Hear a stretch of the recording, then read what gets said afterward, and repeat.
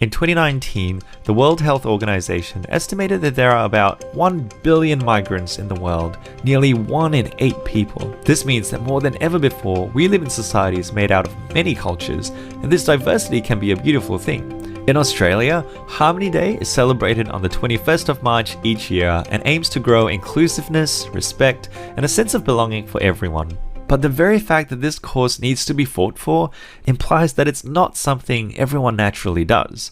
Cultures can have very fundamental differences, and this can lead to stereotypes, prejudice, and discrimination. I spoke in a previous video lesson about how stereotypes can be understood using the tri-component model of attitudes. You can probably see how it can be applied to the way cultural groups perceive each other. It's not difficult for prejudice to occur in how individuals might think or feel about people in another group, and this can lead to discrimination in their behavior. However, some factors make prejudice more likely to happen. For example, a cultural insensitivity or lack of awareness. There are often cultural reasons why a person may choose not to eat a certain food or work on a certain day.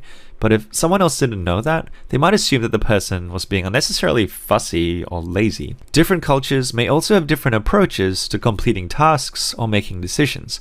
For example, in Indigenous Australian culture, big decisions are only made after a majority has been reached in the clan. This can be frustrating for someone who doesn't understand this cultural norm and perhaps comes from a more individualistic culture where everyone makes their own decisions. And finally, differences in verbal and non-verbal communication styles can also result in potential conflict. All this conflict and frustration that can arise due to these factors may result in the formation of stereotypes, which in turn may develop into prejudice.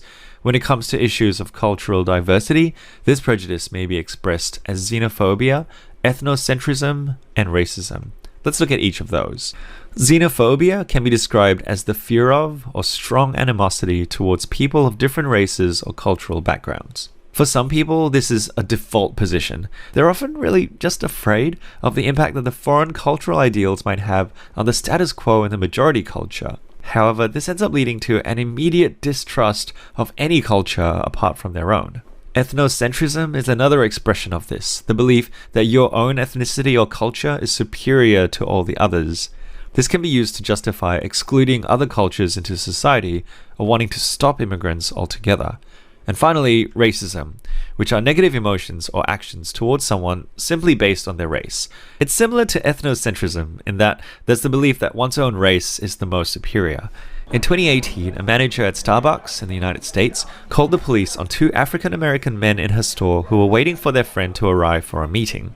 She will later argue that they hadn't bought anything and were just sitting in the store, but the 2 men ended up getting arrested by the police and removed, although they ended up not being charged with anything. There were other customers who filmed the event and told the media that they had not bought anything either, but had not been asked to leave. Even if there were various factors at play, one of them was almost definitely the race of the 2 men. The woman might argue that she wasn't trying to be a racist, but racism can be expressed in different ways. Again, from a previous lesson, we saw that the attitudes that people hold can be explicit or implicit, visible or unseen. Explicit racism is easy to spot, and unfortunately still very present in our world today. It's blatant discrimination against a group of people based solely on their race. Examples of explicit racism include the actions of hate groups, such as neo-Nazis and white nationalists, racial slurs or derogatory terms, or when people openly talk negatively about particular cultural groups. Political parties can also express racist policies and openly attack certain cultures. But implicit racism is harder to detect because it's often unconscious or concealed. However, it still ends up impacting the judgments and decisions that people make towards people from different cultures or ethnic groups. The Starbucks manager may have acted the way she did out of implicit racism.